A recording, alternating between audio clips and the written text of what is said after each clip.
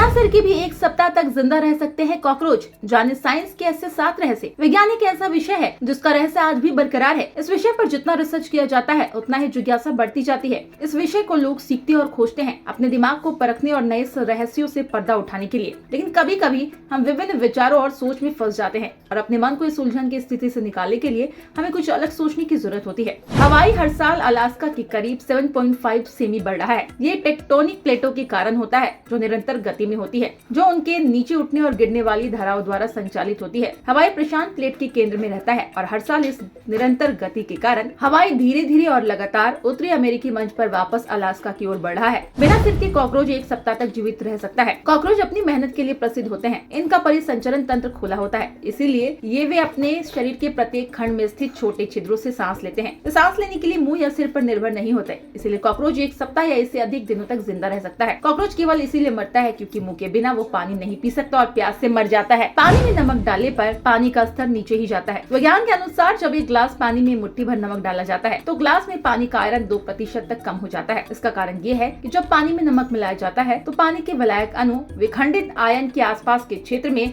अधिक सुव्यवस्थित हो जाता है। पानी के संपर्क में आने पर कुछ धातुओं में विस्फोट होता है। ये एक सच्चाई है। जब कुछ धातुएं हवा के संपर्क में आती है तो तुरंत ही ऑक्सीकृत हो जाती है, क्योंकि ये धातुएं अत्यधिक क्रियाशील होती है। इन धातुओं में सोडियम, पोटेशियम, लिथियम, रुबिडियम और सीजियम प्रमुख हैं। और इन धातुओं को जब पानी में डाला जाता है तो विस्फोट होता है। हम जानते हैं ये सभी 4 धातुएं हैं और इनकी बाहरी कक्षा में केवल एक इलेक्ट्रॉन होता है, जिसके कारण ये आसानी से इस इलेक्ट्रॉन का त्याग कर अन्य धातुओं के साथ बंधन बना लेते हैं। इसीलिए धातुएं प्रकृति में स्वतंत्र रूप से अस्तित्व में नहीं होती। क्या आपको पता है डीएनए एक अग्निरोधी भी है? रिसर्च में पता चला है जब डीएनए से सूती कपड़ों की कोटिंग की जाती है तो डीएनए में पाए जाने वाले आनुवांशिकता संबंधी तत्व कपड़े की ज्वलनशीलता को कम कर देते हैं। इसका कारण डीएनए में मौजूद फास्फेट है, जो गर्म होने पर फास्फोरिक अम्ल का निर्माण करता है, जो पानी को प्रतिस्थापित कर एक अग्निरोधी पदार्थ की तरह कार्य करता है। वास्तव में डीएनए में मौजूद नाइट्रोजन अमोनिया का उत्पादन करता है, जो कि दहन को रोकता है। सोते समय हमें गंध का पता नहीं चलता। ब्राउन विश्वविद्यालय के रिसर्चर ने 2004 में 20 से 25 वर्ष आयु वर्ग के 3 स्वस्थ पुरुषों